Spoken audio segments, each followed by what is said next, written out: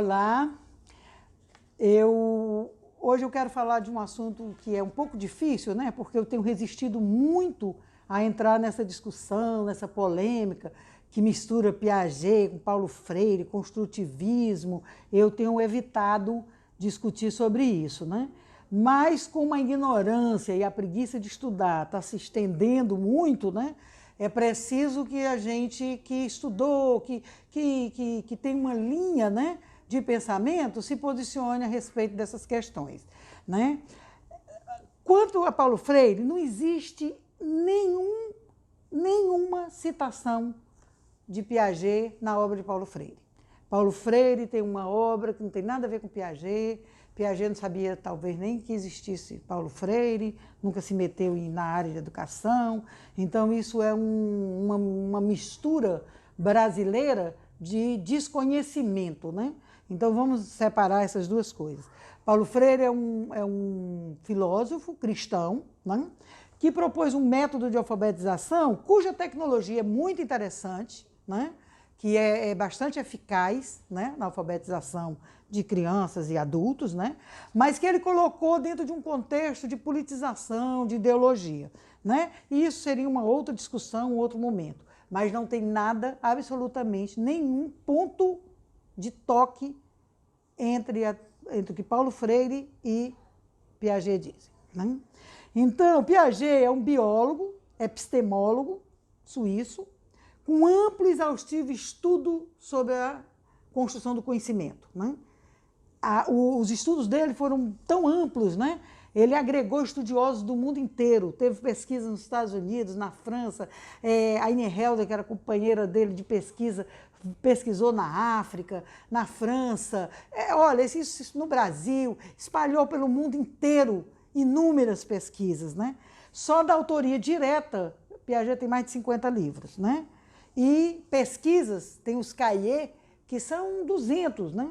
Se você for no acervo piagetiano e na Suíça, né, que eu tive a oportunidade de visitar e conhecer a Sylvia Parra, que foi um prazer enorme, né?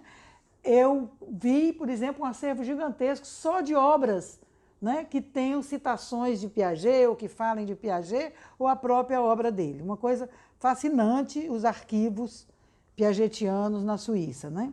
Então é um grande erro misturar esse cientista, né, com a visão que os brasileiros fizeram com o nome construtivismo, né? No Brasil, a gente cria muita narrativa, muita moda, né? Então, teve uma argentina, Emília Ferreira, que era casada com o Roland Garcia, que era um companheiro de escrita com o Piaget. Piaget escreveu o livro Epistemologia e a História das Ciências com o Roland Garcia. E a Emília Ferreira fez uma pesquisa sobre a origem da escrita na criança.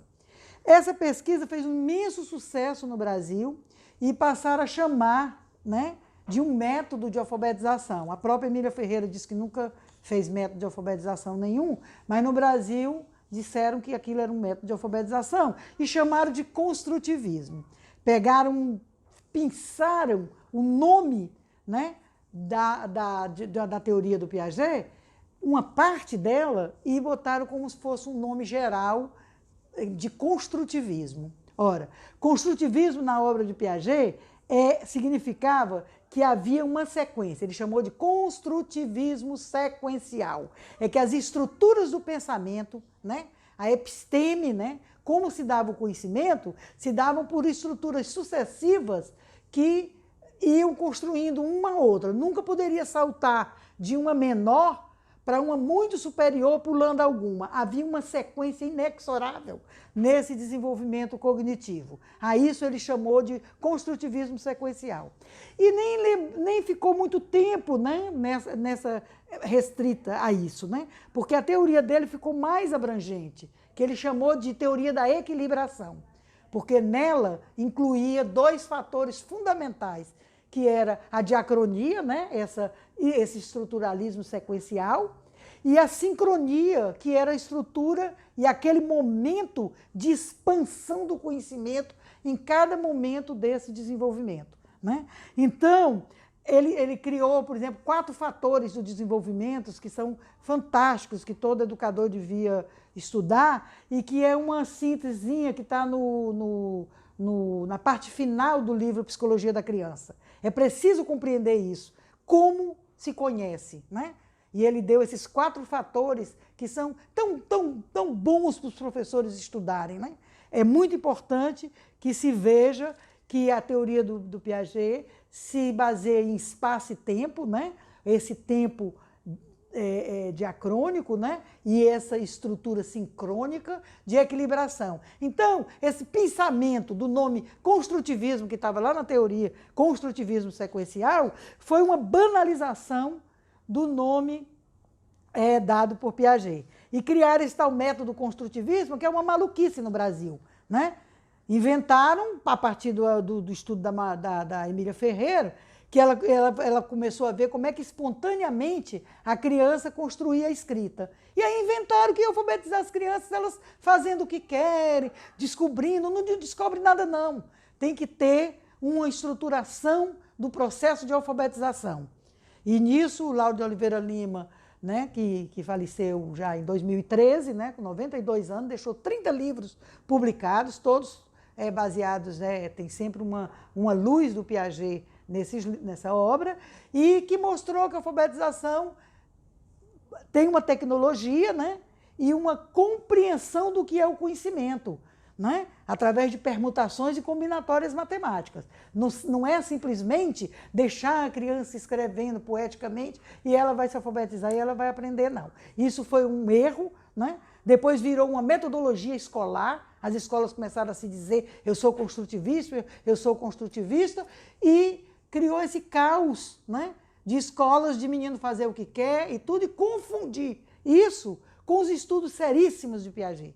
Os estudos de Piaget são seríssimos, são importantes para a educação, são importantes para o conhecimento, porque são epistêmicos, são epistemológicos. Tem que aprender como é que o conhecimento se dá, como é que a criança aprende, e como é que eu posso oferecer, como é que eu renovo materiais, como é que eu faço, que pesquisa, que experiência científica cada idade pode fazer, o que a criança pode aprender de história em cada momento do seu desenvolvimento. Então é importantíssima essa teoria piagetiana para iluminar os currículos, para iluminar a escola, para a gente parar de andar no meio do mato de noite sem lanterna, né? É preciso luz, luz. E a luz precisa ser superado, o Piaget, para poder você dizer que ele não serve, né?